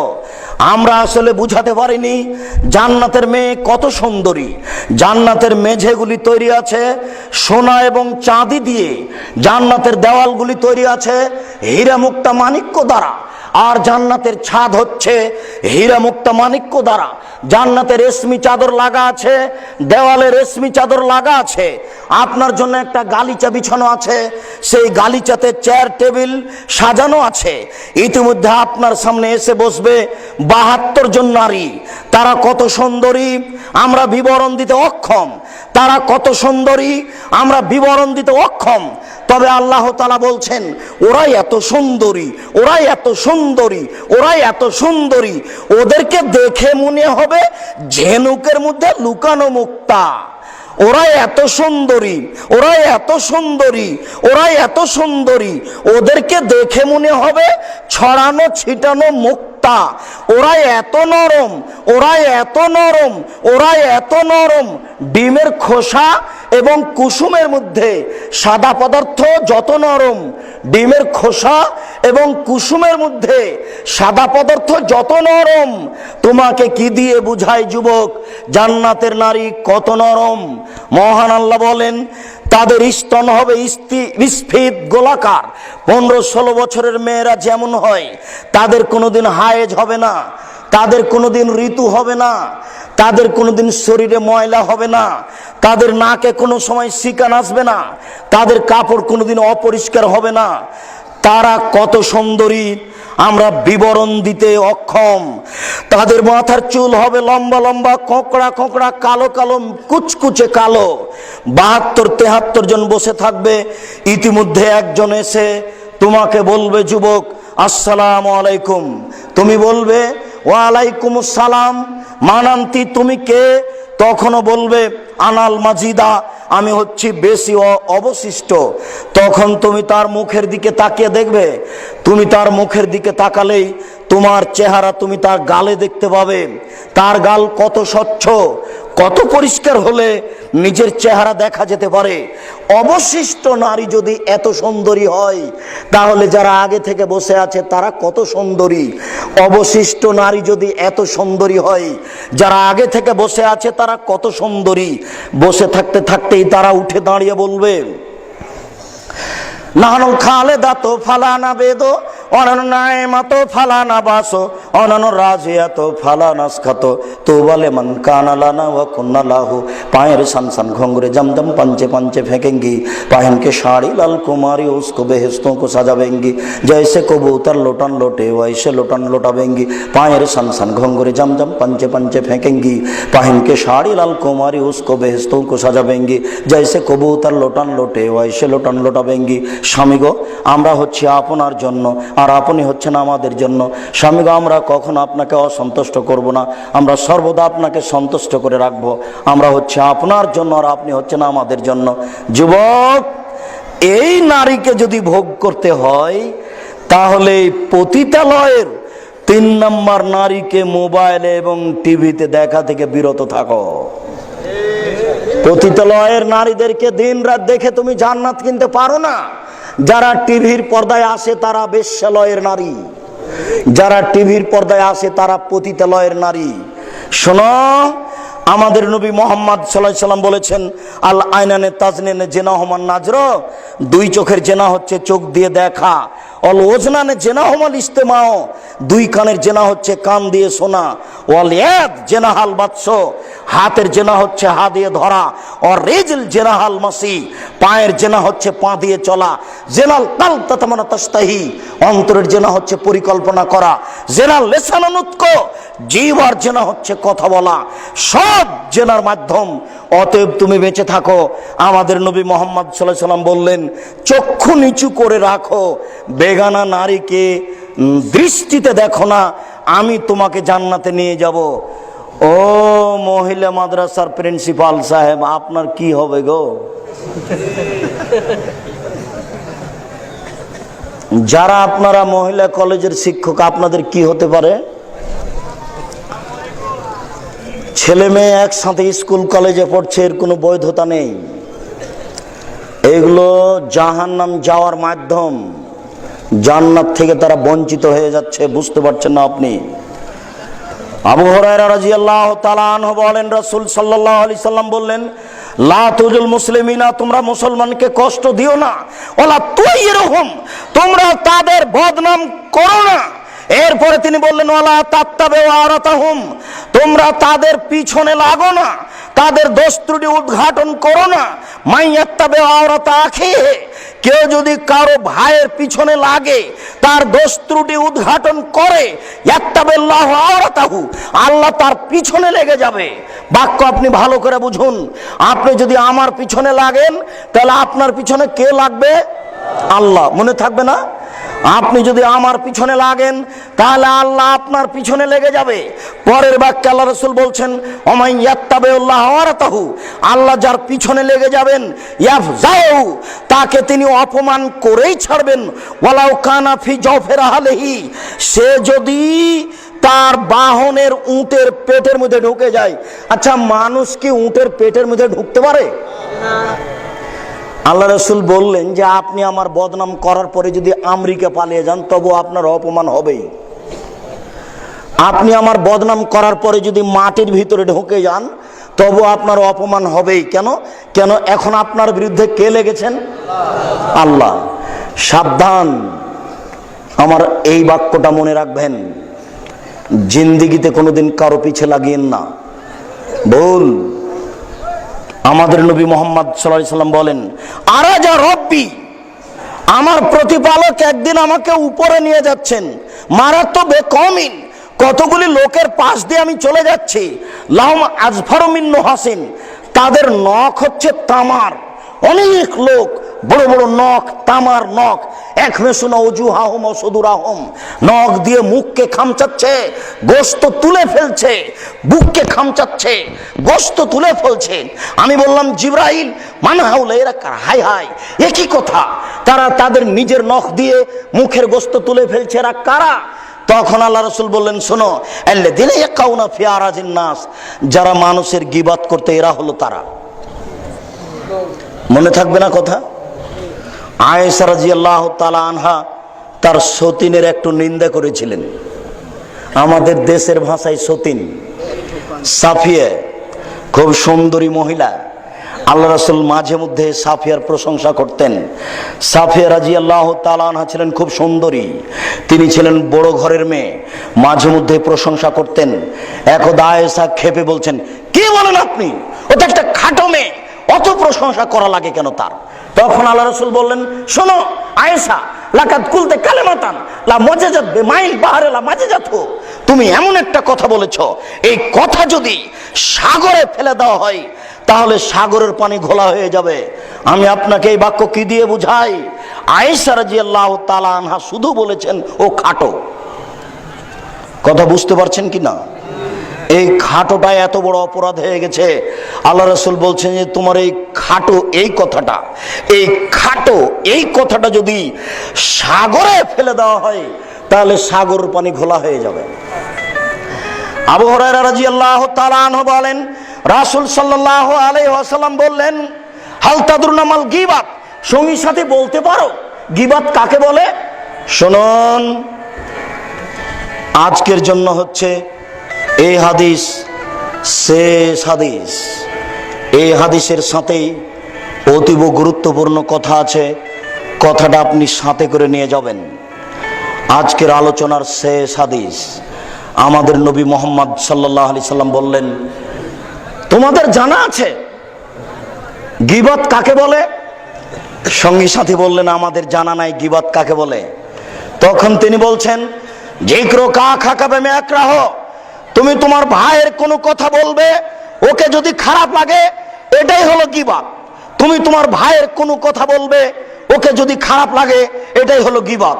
আবার শোনেন, আপনি আমার কথা বলছেন, আমাকে যদি শুনতে খারাপ লাগে, এটাই হলো গীবাত। বুঝতে পারলেন কি? আপনি আমার কথা বলছেন, আমাকে যদি শুনতে খারাপ লাগে, এটাই হলো গীবাত। তখন সাহাবীগণ বলছেন, আরাইতা ইন কানা ফি মা আকুলো, ও যদি জেনা করে থাকে আমি যদি বলি তাহলে কি হবে? ও যদি চুরি করে থাকে আমি বলি তাহলে কি হবে? তখন আল্লাহ রাসূল বললেন, শোনো, ইন কানা ফি মা তাকুলু ফাকাত ইকতাবতাহু ওয়া ইন লাম ইয়াকুন ফি মা তাকুলু ফাকাত বাহাত্তাহু, ও যদি জেনা করে থাকে তুমি বলো তাহলে গীবাত, ও যদি জেনা না করে থাকে তুমি বলো তাহলে অপবাদ, ও যদি জেনা করে থাকে তুমি বলো তাহলে গীবাত, ও যদি না করে থাকে তুমি বলো তাহলে অপবাদ। শুনুন, আমি যদি অন্যায় করি আর আপনি যদি বলেন তাহলে এটা গীবাত, তওবা করে ক্ষমা হবে না। আর আমি যদি জেনা না করি আপনি বলেন এটা অপবাদ, আপনাকে পিটাতে হবে ৮০ লাঠি। ৮০ লাঠি পিটানো ছাড়া আপনার কোনো পথ নেই। আর একটু মনে রাখবেন, গীবাত হচ্ছে মানুষের সাথে জড়িত পাপ, আর জেনা হচ্ছে আল্লাহর সাথে জড়িত পাপ, সুদ হচ্ছে আল্লাহর সাথে জড়িত পাপ। বাগমারা থানার একটা লোক কোটি কোটি টাকা সুদ খেয়েছে, রাজশাহী শহরে কয়েকটা বাড়ি করেছে।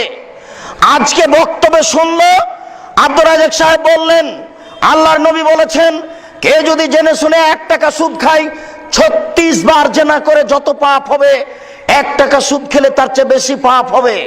আব্দুর রাজ্জাক সাহেব বললেন, আল্লাহ রাসূল বলেছেন সুদের পাপের ৭০টি ভাগ রয়েছে। ছোট ভাগ হলো মার সাথে জেনা করলে যত পাপ হয়, ছোট ভাগ হলো মার সাথে জেনা করলে যত পাপ হয়। এরপরে যদি আজকে ভোর রাত্রে উঠে আপনি বলেন আল্লাহর দরবারে, আল্লাহ আমার ভুল হয়েছে, আমি জিন্দেগিতে আর কোনোদিন সুদ খাবো না, এক কথা বলেই যদি মারা যান, ইনশাল্লাহ জান্নাত হবে। বলেন তো কেন এই পাপ কার সাথে জড়িত? আল্লাহর সাথে জড়িত। গীবাত করার পরে বাকি জীবন তওবা করলে পাপ ক্ষমা হবে না। যার গীবাত করেছেন তার হাত ধরে ক্ষমা নিতে হবে। এর নাম মানুষের সাথে জড়িত পাপ। বড় আলু উপরে ঠগিয়ে বিক্রি করেছেন, বাকি জীবন তওবা করলে আলু ঠগানো পাপ ক্ষমা হবে না, এর নাম মানুষের সাথে জড়িত পাপ। অতএব গীবাত হচ্ছে মানুষের সাথে জড়িত পাপ, যেটা ক্ষমা নেওয়া অতীব কঠিন। কার কতদিন গীবাত করলেন আপনারা বেঁচে থাকুন, যারা বিভিন্ন দলের সাথে জড়িত আপনারা সতর্ক সাবধান থাকুন।